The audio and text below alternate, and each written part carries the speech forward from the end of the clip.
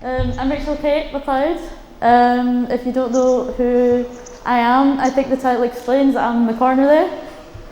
I studied in Glasgow School of Art. I studied a course called Communication Design. Can you hear me? Is my mic okay as well? Oh, so I do. Oh gosh. All been there. Well, at least you're all safe. Okay, so I studied a course called Communication Design in the Glasgow School of Art, which is a big mix of lots of different things, but I specialised in graphic design. And I love the course because I really enjoy making conceptual work, and GSA is really good for doing that. And it also worked out really well for me because I'm not good at making things look pretty. So I did a project based on my religious upbringing. For those who don't know, my dad's a minister, because clearly I have a halo above my head. Welcome to my house to talk about my project, Scrap Bikes. That intro video was a summary of the waste statistics of the bike and timber industry. He's had his moment. Men.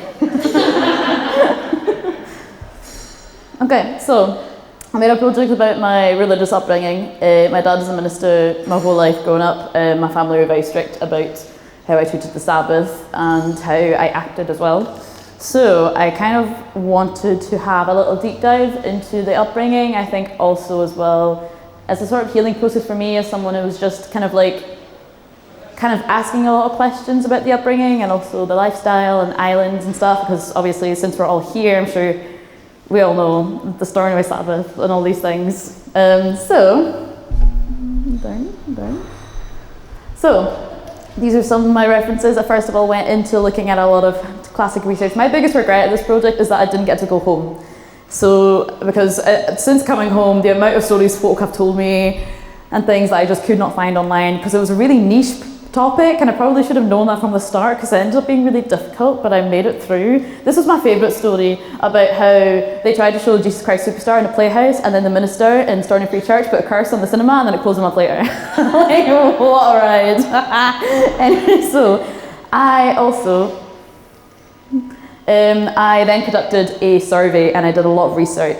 And at first it was just meant to be about the Stornoway Sabbath and how people found growing up in the islands. And it was going to be really funny and really tongue-in-cheek. But then as I did more research and I spoke to people, I realised actually a lot of it isn't that funny. There's a lot more stuff that's a lot more serious. And every single person I spoke to had some kind of emotional, almost kind of religious trauma set aside. There's always something that was nagging away and things that just people had problems with, which they were kind of edging towards, but no one ever really got the chance to say anything. I also love bad taste. That's my favourite thing about GSA, because I could just be like, I saw this Amazon review, which I kept on laughing at, which is for like communion wafers, and they said, are these vegan? No, it contains the flesh of Christ, which is brilliant. Also, if anyone has this game, it's worth like £1,000 on eBay. Like, religious games are so hard to find, and I'm so annoyed because when I was younger, I was only allowed to play games that were biblical, and we had loads, and then Mum got rid of them all. I was raging. But then I started doing some more research, including with films, like Lars von Trier's film Breaking the Waves, which is a film about a woman in Skye who believes she has a connection with God, and she ends up marrying a man who works offshore. It's a ride. I mean, any Lars von Trier film's a ride, and that was the only one I've ever seen, and I'm not going to see another again. But then I also watched a great film, a short film called Duck Days, which is directed by Alison Piper, who was kind enough to actually speak to me about this project. And the film was incredible. It's about a woman who goes back home to Lewis for her abusive father's funeral, and she goes back to church and everything comes back, and it was incredible. And these are just some artworks and pieces. I really like this piece a lot, and it kind of made me think about like loopholes and different things. So this is when I started off. I started off making some collages. That's a picture of the minister who got arrested in Skye because he was protesting about the ferry sailing on the Sunday. And I love it. So then I compared it to Jesus Destroying the Temple, and I think it kind of works, but then it went no further than that. And then I also tried to make my own brand of Sunday sweets, and like it was just kind of it. And then, because it just didn't really go anywhere. And then I also made my own lock, which is there. So it looks a lot bigger here than there, because I think a lot of people saw the lock and they were like, oh, is it? And I was like, well, I know, I didn't have money. My tutors saw this, they thought it was a bit gimmicky, but people from Lewis liked it, so that's what matters. And then I also, it's An Lanntair. So see when you all opened on the Sunday and it was really controversial, right? I tried to make my own version of the posters, and this is COVID for you. I had to go on webcam and get people to do it was really weird. And I also spelled holy wrong the first time because I spelled it like hosey, and because I'm dyslexic. And yeah, and then I also, around the piece of my project, I did manage to get home and I went through my dad's library and I was having a ride. Like, this book is so funny. Like, they're basically about why AC/DC is bad and like different things. I was like, what, Dad, why do you own this? And he's like, I don't know. And I did try to make my own kind of book, gathering the stories and putting them into different topics, but that was more a time thing, and in the end, like, the kind of project and the idea just wasn't that strong.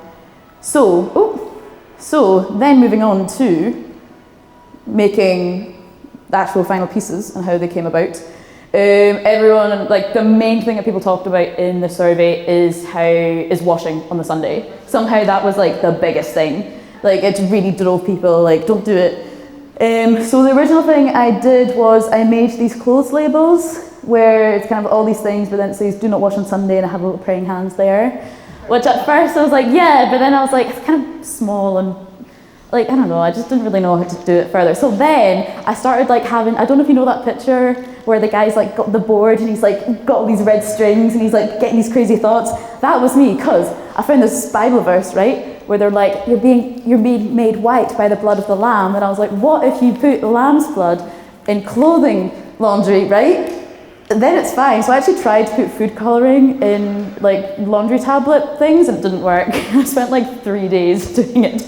My deadline was looming and it just didn't work. So then I ended up making like these kind of posters.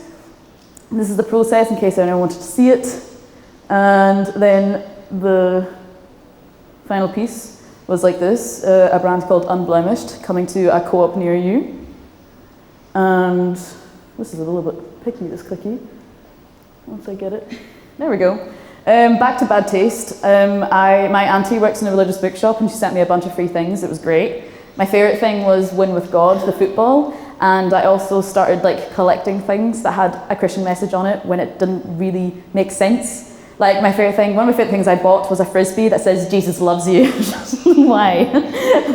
And also a pen I got that's like pink and fluffy and it says God's princess. Like, why? That's weird. But I was looking at different things and looking at old Sunday school pieces and kind of looking at them with a new fresh eye as an adult and kind of being a bit like, it's kind of a bit weird. So I then started looking at other pieces and I kind of found this image in the corner there, Who Made the Lions? God did. And it was in like the final ever issue of The Instructor, which is like the old like free church magazine that we had growing up. And it was like the final one, it was like the big deal, finally Blast magazine. And then they had that page, it was like a filler one, and I found that so funny, because I was like, thought this might be a big deal. Like, so I tried to make my own version of like sloths, but it wasn't that good, and sloths deserve more credit than that. So I made this, because also as well, going back to my research and going back to what people were saying, it is generally, like everyone, I think, one of the biggest ideas about religion, any religion, is if bad things happen, how can God exist? So I had images from Time's greatest pictures of 2020, where of course a lot of things happened, and kind of putting it together where they're a little bit subtle, and I purposely made them half-tone, where from a distance you can see it, but if the closer you are with the kind of church, you can't really see all the details. And then I also, going along with this, I made a baby mobile that's based around the idea of original sin, where if you're born, are you immediately sinful? Do you immediately need to repent? Where is the line? Like, and it gets a bit confusing. And back to bad taste. I loved karaoke when I was wee. I actually bid on the dance praise thing on eBay, but then they cancelled it and I was gutted because I really wanted a Christian dance mat.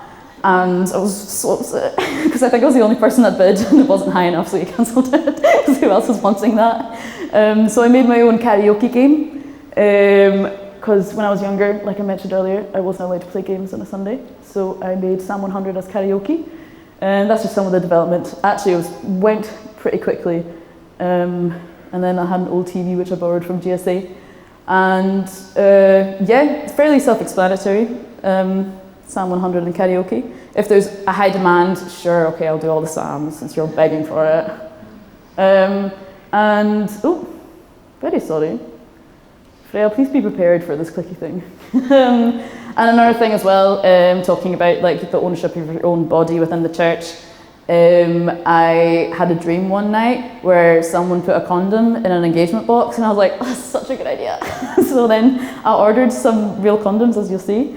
And I kind of had the idea of doing a marriage course because I was speaking to some folk who actually did attend marriage courses and how they're wild, but then other people who also like struggled with when, like, if things like sexual abuse happens, there's a whole different kind of guilt where you don't know how to balance it because you're told to remain pure and remain like all these different things, but it's kind of easier said than done. And really, when it gets a bit very philosophical, so I won't go too deep because I'm already going a bit deep.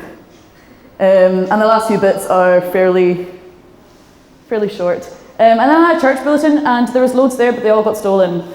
And my tutors didn't like this bit. They were like, it's boring, but I mean, they all got stolen here, so whatever.